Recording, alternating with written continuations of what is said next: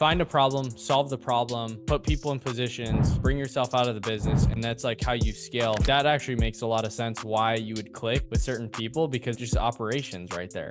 You just Which is awesome. basically nailed the whole business model in that one sentence. Prove the concept, find other people to do the concept, back myself out of it, by delegating, and then find something else to work on to grow and expand the business. What are the common things that you're seeing new agents making? Well, the number one thing that is like nails on a chalkboard for me is that's my number one thing that I think gets people in trouble. What is going on, guys? Welcome back to another podcast. My name is Johnny Nitafan, and this is a life insurance telesales mastery podcast. We got a super special treat because typically how will this lead serve I don't think we've had one female guest actually come on. So we're actually have a super special treat coming in from Southern California, Dana Nesen. Thanks for coming on here. Hey, thanks for having me, Johnny. I love the fact that I'm one of your first females. That's awesome. It's awesome. And I think what I always tell agents is that personally, I feel like just being a female, you have an extra edge, because when somebody hears, I feel like a female, it's like, I don't know if the contact rate or pickup rate is the same or better. I don't know. That's just personally like maybe it's just a bias. But no, it's cool. I appreciate you coming on here, and I really appreciate what you're doing for the industry, how you're helping people. You obviously got the YouTube channel that's growing and expanding. I'm curious, what made you want to start creating content? That's a great question. So I didn't start the channel until 1 year into the business. I wanted to at least prove that I could do it first before I started teaching what I did. But I really wanted to get to the point where instead of me trying to talk somebody into why they should be on my team, I wanted to flip the script. Yeah. So I wanted it to be like, hey, I found you. What's it like to be on your team? And me be able to just say, well, let's have a conversation about it and see if you're a good fit for us. Yeah. And so just to have presence, have credibility, and the recruiting is like a byproduct of the channel. Oh, for sure. It's crazy. Just once people actually coming in their way. Honestly, I don't know if you like running any ads for anything, but personally, what I've seen is just like people who watch YouTube content are just way better agents overall, is what from my experience.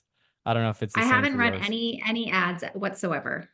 So yeah, I mean that's the cream of the crop. When did you so how did you even get into final expense telesales?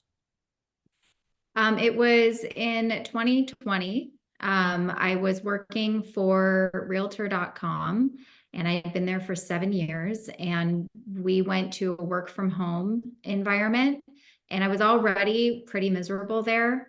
It was a really toxic work environment, but we were making very good money. They always made you feel like you could never find anywhere else to go. So I think just the fact being from home, it allowed me to have that, like, nobody's watching me, let me see what other industries are out there time. And I just kind of stumbled upon it through a ZipRecruiter ad. Wow. I didn't even know what it was.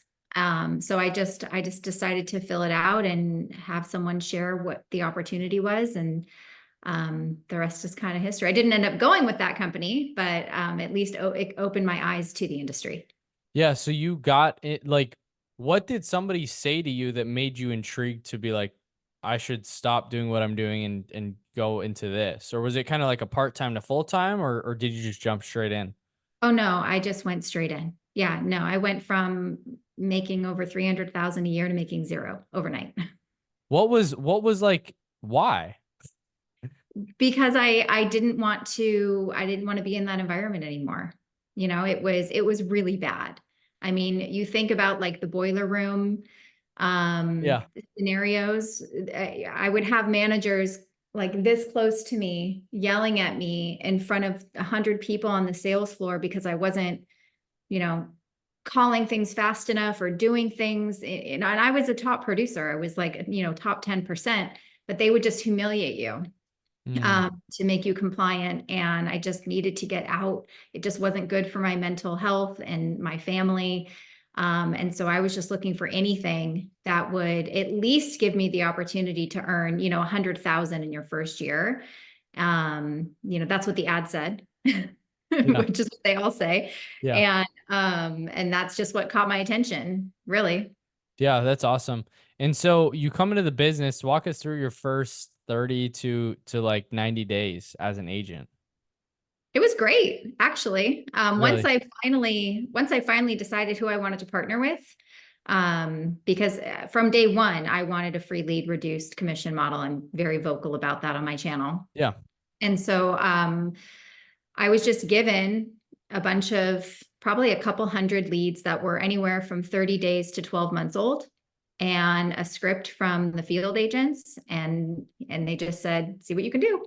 So I just did what I do best, which is I have an incredible work ethic. I made 300, 400, 500 dials a day, sold a policy on my very first day. Huge. And the first 30 or 60 days was a total blur. I mean, the first year, I remember I won Rookie of the Year, started building my team after about 6 months in the business. Everything went really fast for me. As soon as I found a home, that was the hardest part. As soon as I found a home, everything else took off. Yeah. So you wanted to go the free leads model from the start. Yes. I'm curious your thoughts, like the free leads versus the paid leads, because this is an interesting thing that I'm starting to see that a lot of people are actually like adapting this model. It seems like, from my point of view, like what's your thoughts and what did you see 3 years ago or 4 years ago that other people might not have seen now? I think it was just my experience with telesales that gave me that little insight into what was required. I worked for a Fortune 500 company, and I knew the business model of telesales, and the things that people were telling me just didn't match to what I knew I had to do. Like, Yeah. it wasn't going to work to get 30 or 50 leads a week, right? It wasn't going to work to even get 100 leads a week. And I was just doing the math, and I already knew like what answer rates were, and I already knew what conversion rates. So I was able to like put pen to paper. I didn't believe what anybody said. And Yeah. so I was, this is crazy. If I want to do X, I was going to have to spend at least 2,000 a week. And I just wasn't willing to do that without ever doing it before. Yeah. So that No, that was the makes first. sense. Yeah, Yeah. and in your like, because you're with Lincoln right now, does Mhm. do some agents pay for leads, or is it completely just like free leads and then cut commission? It is, I'm the only team that I know of in under the Lincoln Heritage umbrella that offers this type of free lead reduced commission telesales model. 99% of Lincoln Heritage is the traditional purchased leads, field sales. You might be able to do telesales if you want, but there's no other structure the way we have. It just happens to be a tailored legacy model I that lives see. under Heritage Okay, umbrella. got you. Okay. So Yeah. you're pretty much giving the leads, like, how do you as I'm curious as to just kind of the business owner overseeing this, or is this something that David's doing to where it's like he's paying, is it he paying for the leads or is somebody else? And then also like, how do you structure that where if somebody's not performing, then either they're cut, they're not getting the leads anymore. How's that work? Yeah, you asked a lot of questions in one question, so I'm going Yeah. to try to put that down. So Adam Hale, who owns Tailored Legacy, he's the man behind the curtains who has invested to make this team what it is from Okay. the back end. So I he's see. like a David, like you just Yeah. said. Yeah. So he pays for everything and has from the start. I see. Okay. That makes Mhm. sense. So, he's several million dollars invested into the foundation of this, which most people have no idea what it takes to build something like this from the ground up. But you have to have someone to run it, Yeah. right? He also has a very successful field sales team that keeps him very busy, right? And so I'm that person that says, look, I have all this experience. Let me run it. I'll run it. I was the first agent. Let me prove it. Right. Yeah. And so that's how it started. So as far as managing now a team of agents, that's definitely the hardest part. And last August, well, what I used to do, I tried really hard to screen them as best I could up front. And Yeah. I used to make people go through a role play with me prior to onboarding to at least see like their communication skills? Do they just sound like they're going through the motions and reading? But really, it was never a perfect, it was never perfect. We'd still have people that would not do well. So then last year I rolled out what I call the agent training program. Yeah. So this is where agents of any skill level can come on. They only have to get through a small part of the discovery process of our script. And then I have a management team that will jump on their calls and take over, go through education, go through the Guardian program, do the health questions, go through the underwriting, give the quotes, write the application, and take them all the way to the close. So it's really hard to fail when you have that That's, type of yeah. support. Interesting. Okay. And then they just do a cut commissions based on that, and that's their manager. And that's their manager. Yeah, exactly. So I Cool. have 3 managers on the team. I see. Okay. And then those people are kind of like, they go through the training program and then, or no, they just pretty much start calling the leads, getting the presentation, and then the other person just takes it to actually close. And so they're Yeah, getting but like real they experience. come in at like 5 to 8 minutes, really early. Oh, So wow. it's not like I'm going to come close you at the end. It's just tee someone up that is interested, and then we're going to take you through the sales process so you can listen and learn in real time rather than having to like figure it out through trial and error of the leads. How'd you come to that? I just thought of it. Yeah. Yeah, I thought, I mean, I was like, there has to be a better way. And so I did it myself. I jumped in on my existing agents' calls. How many more could I possibly help them close? And how much more will they learn from me if they hear me do it in real time rather than just, hey, let's jump on a sales call and just talk about the concepts, or Mm, even listening to a live call and hear like what could we have done better or different. If I'm actually on your call and you're hearing me navigate through all the different questions and different personality types, how much more would you learn from that? And so I wanted to prove that first. And was in the first week that I did it, which was middle of last year, I think I helped assist close 20 to 25 sales in that week. So I was like, I know it works. Now I just need to get managers to do it for me. yeah. No, that's awesome. And I think like what it sounds like you do really well is like being able to find a problem, solve the problem, put people in positions, bring yourself out of the business, and that's like how you scale.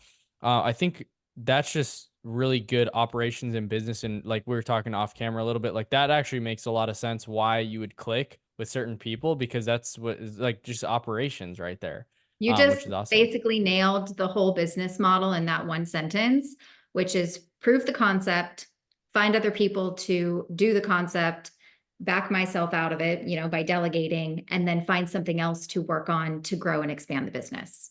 Yeah. So delegating is the most, proving the concept and then delegating are the 2 most important things that have allowed me to grow.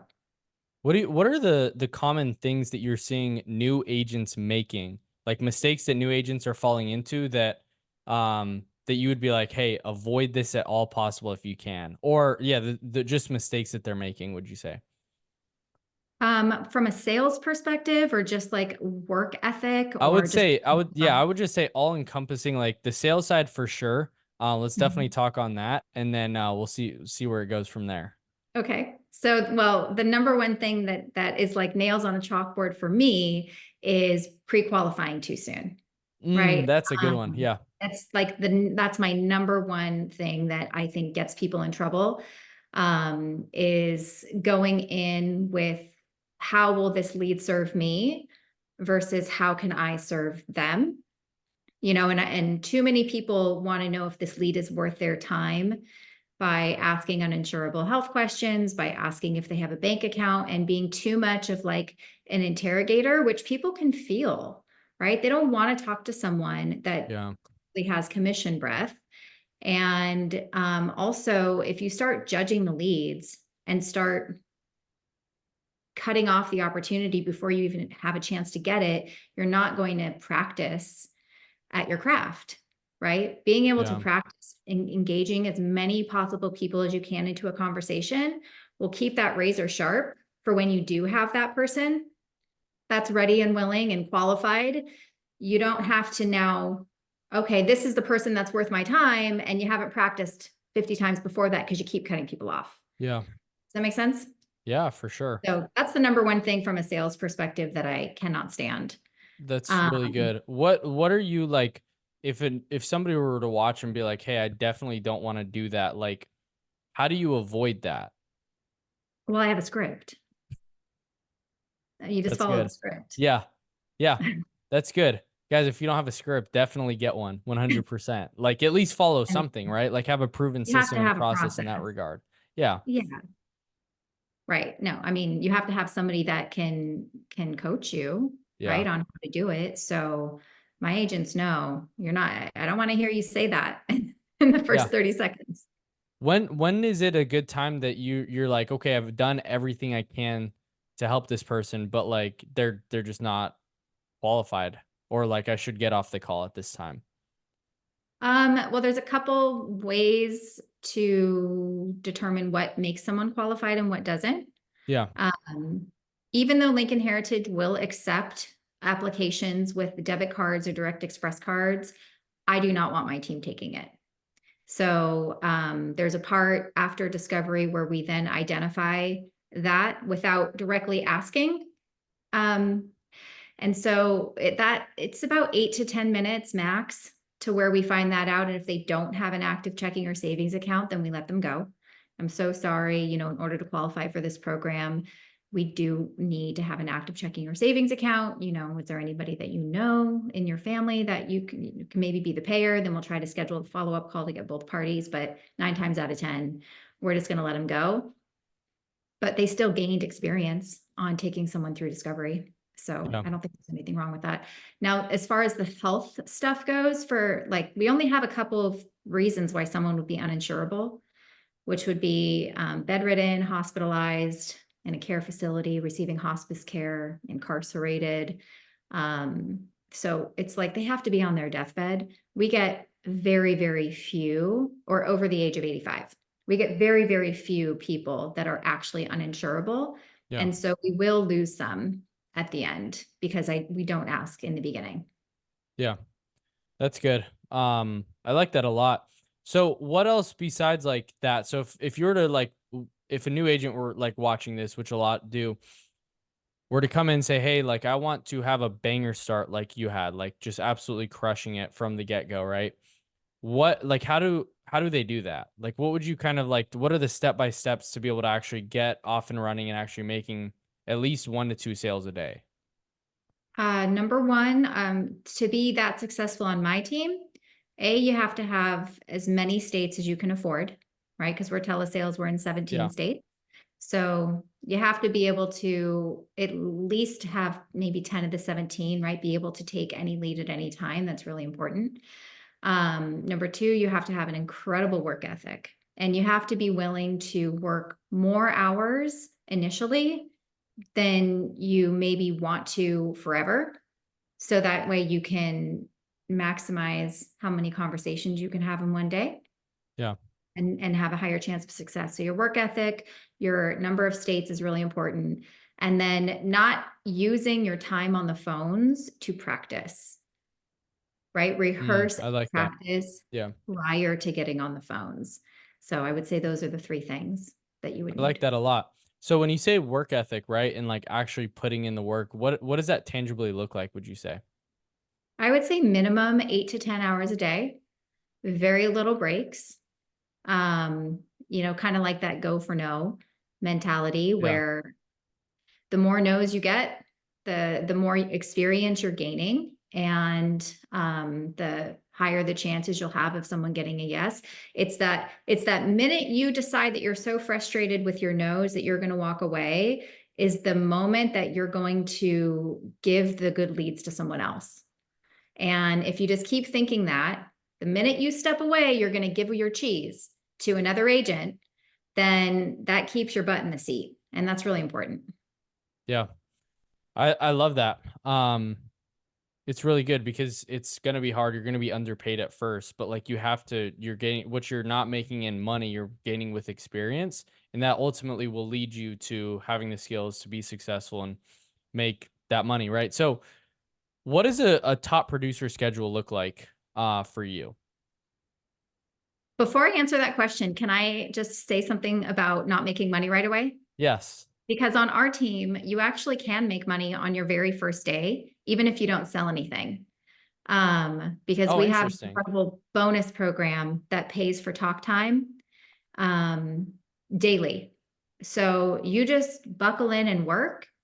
It's an instant next day bonus, $50 for 5 hours of talk time, $100 for 6 hours of talk time, $150 for 7 hours of talk time, and $200 for 8 hours of talk time. And to get 8 hours of talk time, depending on how many states you have, you're working 10 to 12 hours. So you have to really want it. And you could earn $1,000 in your first week if you just in bonuses, if you Yeah. just buckle in and just talk. So you can make money right away, even if you don't sell anything, or if you sell something and everything has to be post dated. That's Okay, so what huge. was your question?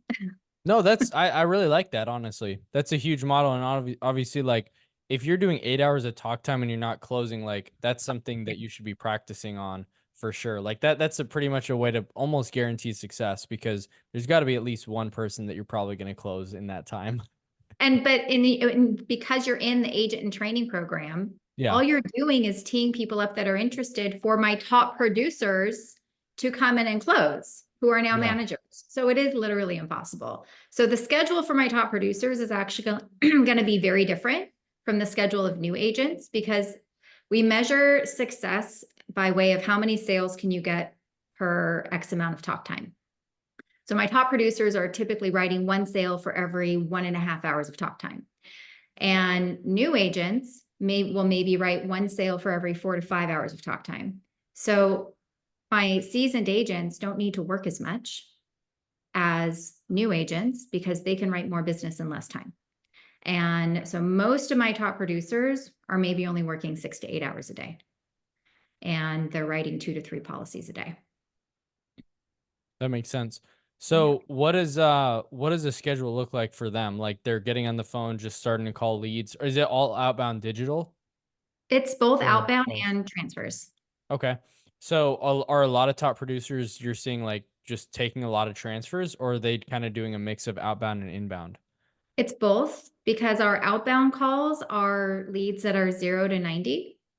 And then anything that goes past 90, we rescrub against the DNC and litigators list and all of that. And we have our transfer agents continue to call those. And so I want my agents, my top producing agents to call the outbound leads because those are going to be the freshest, newest, highest quality leads. Yeah. So it kind of just depends on how their contact to conversation rate is. If they have a lot of conversations, they won't be talking to very many people at all. So it's actually the agents that go through a ton of leads Yeah. that we have to keep an eye on because they can't keep a conversation going. So they might start my top producers depending on what state they're in, because I have people in California, Virginia, Florida, Illinois, Arizona, all over the place. We have people in Florida that start as early as 5 a.m. my time. But if they're in California, they might start at 7 or 8 and they might end their day at 4 or 5. But we have people that work till 7 or 8 o'clock at night too. But we don't micromanage their schedules, so it's up to them. Yeah. So they're do top producers get the access to the transfers, or is that like how do you delineate who's getting the transfers and who's not? Is it Everybody yeah. has access to transfers, but we have tiers. Oh, okay. So we have tiers that are 1 to 10. And when you're a brand new agent and you're first starting, you're automatically at tier 1. And you can work your way up to tier 10, which is where most of our top producers are. So we want them to have the first shot because they're the most expensive lead to generate, even though it's an aged lead, because it's the lead itself, it's the cost to pay for hourly for our transfer agents, right? For them to be able to generate that transfer back to a closer. So my Gotcha. close Okay. top producers they might be able to get more than 20 transfers in a day because you can probably only present to about 30% of them. Because not all transfers are good, right? So volume is important. Yeah.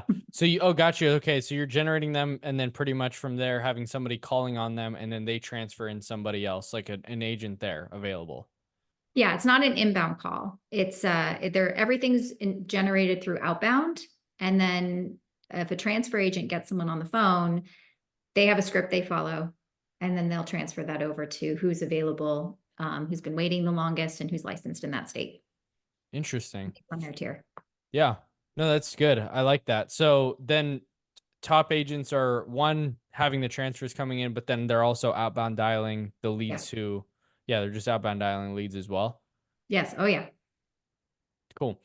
That's good. So what are good like metrics to be looking at as a top producer? Like what like if you're wanting to really hit a certain number, what are the metrics that you should be looking at? It's good. You probably have a higher level view of what this actually looks like for agents, but what does that actually look like? The metrics that they should be looking at?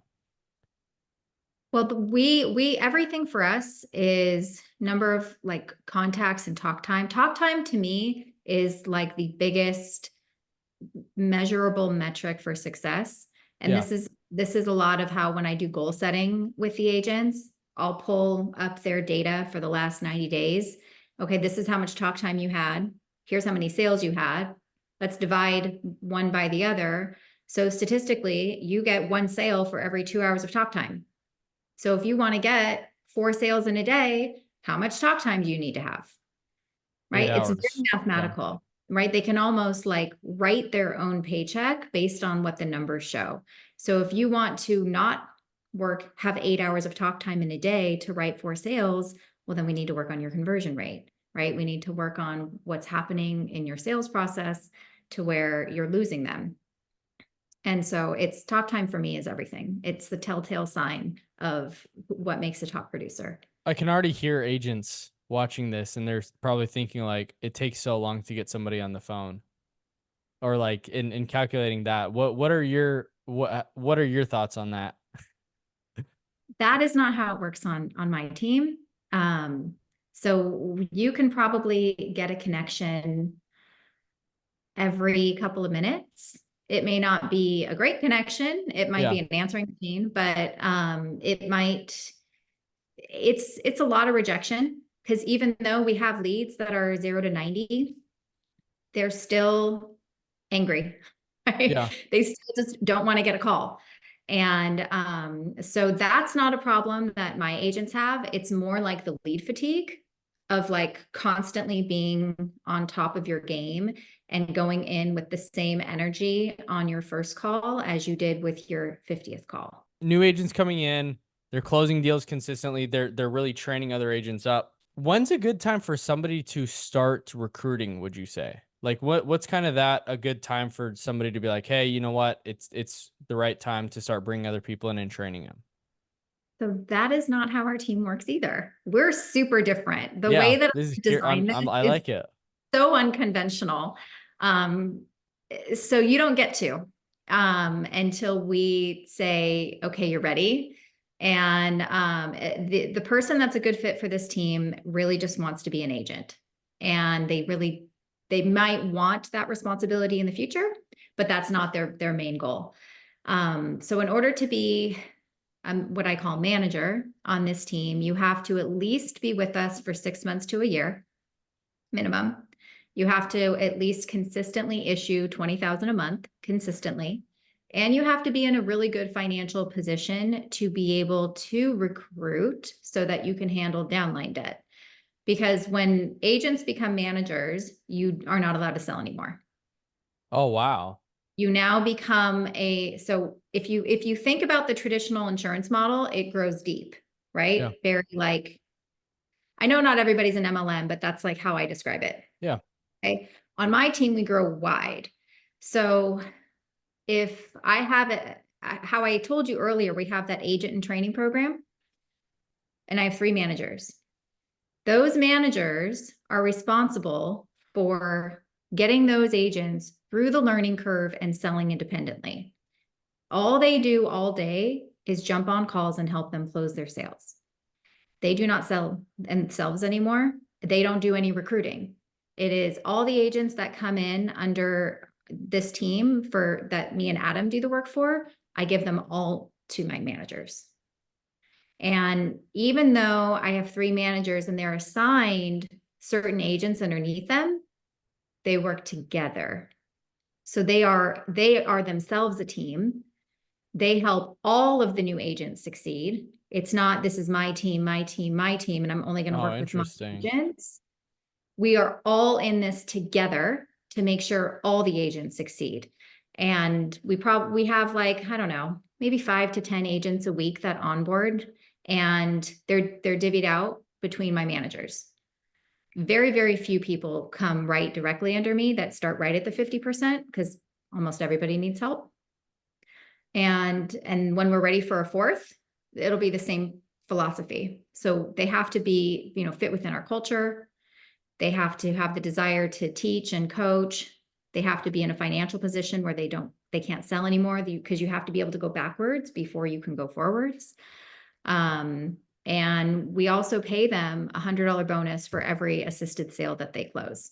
So they have some instant cash coming in while they're waiting for their overrides to build. I see. It's very So different. those managers are getting overrides then. Uh-huh. Yeah. Oh, okay.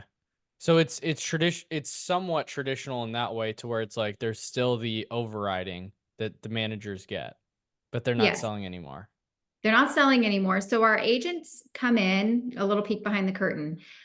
Anyone that comes in our agent and training program, they're at a training comp at 40%. Once they sell 10,000 of production independently and issue it, they go to 45%. And then once they sell an additional 37,000 independently and that gets issued, they move up to the 50%. The first bump for my managers from the 50% is 52 and a half. So initially they're making the spread from 40 to 52 and a half. Plus they're getting $100 for every sale that they assist. They're always going to have new agents coming in at the 40%. They get an initial bump. They get additional raises on their end once they're officially recognized by Lincoln Heritage and get like their MGA, and their team has to write 100,000 a month consistently for 3 months. And then they get another commission bump, and they have 5 or 6 tiers that they can grow towards. But once their agents reach 50%, that margin is really small. And Adam and I take the downline debt, all of it, until they move up to the next commission tier. Interesting. So the person is like kind of bonus then on the production Well, until they it, have and their spread. They're getting a 12.5% or 12.25% spread plus a bonus. I see. Okay, interesting. Um, why not like keep selling? Like what's the thought process behind like them just kind of like full time, they're all into managing at that point? Attrition. And also there would be no agent and training program if my managers were selling, right? There would be nobody to help them get through it. Yeah. Right. So you have to kind of decide what camp you're in. Like if you look at David DeFord, he only will take experienced agents, Yeah. right? And he has them go through a process, and he has Tim that helps do some one-on-one coaching. Yeah. Where I made the decision a while ago where I was going to take almost anybody that was willing to get themselves licensed in multiple states, that could hold a conversation, but that was really eager and willing to learn. But you can't give somebody like that just a ton of free leads without really holding their hand and making sure that they know what they're doing. So once I decided what direction I wanted to go in, then that's how I created that management program. That's interesting because you either there are two camps for sure. You're either you're building the top producer, or you're just only recruiting top producers or recruiting people who have that potential. Um, and both are going to have their challenges, and also both are going to have their upsides too. But Totally. having that Yeah. intensive training program is crucial especially if you're just helping new agents like that don't have a ton of experience. And some of my top producers have gone through and graduated through the agent and training program. I'm actually going to be interviewing one of them next week for my channel. She was one of my very first agents that came in the agent and training program, had never sold life insurance before, right? No experience. So she wouldn't have been able to work for David's group as an example. And now she's a top producer. She writes, I don't know, 15 apps a week on her own, and is a mom of 2 boys, works works 5 days a week, but Monday, Tuesday, Thursday, Friday, she only works like 5 or 6 hours. And Wednesday she works all day. But It's yeah, I huge. mean, it proves that if you can take someone and really help them get out of their own way, for the ones that really want to learn, they can be successful too. Yeah. That's awesome. What are some like last kind of piece of advice that you'd give like just an agent to really succeed in the industry that 92% of insurance agents fail in? You really have to decide where you fit. And you can only the person is going to know that. Like, are you the type of person that wants to wear multiple hats? Yeah. Right? Do you want to be independent and have a financial investment in yourself constantly every week that you have to pay, that you're also customer service, you're also your claims department, right? You're also calling your NTOs and your cancellations and calling for referrals and sending out cards. Like, do you want to wear all of that? Is that something that you like to do so that you can get the higher commission? If it is, then that would be where you want to go. But don't just go there because you see 90%, 100%, 120%, and Yeah. unless you understand everything and all the responsibility that goes with it. 100%. I really do think that most people want structure and want the independence of not being an employee somewhere, but don't want to wear all those hats. And I think that there's just not enough information for people to be able to at least know that this exists. Yeah. I that's really good. Cuz the reality is a lot of people just want to make a good amount of a decent amount of money working from home and not having to like take on all that risk. And what I'm seeing is that the agent retention satisfaction is actually better with people who are on that free leads model. So, where can people reach out to you and find you and also go to your YouTube channel and I watch am that? at Final Expense Telesales on both YouTube and Instagram. And or you can go to tailoredlegacy.com, click the telesales Q&A link, and there's information there as well. Awesome. Well, I appreciate you coming on the channel. If you haven't already, subscribe right now to the channel, and we'll see you guys on the next one. Thanks, John. Peace.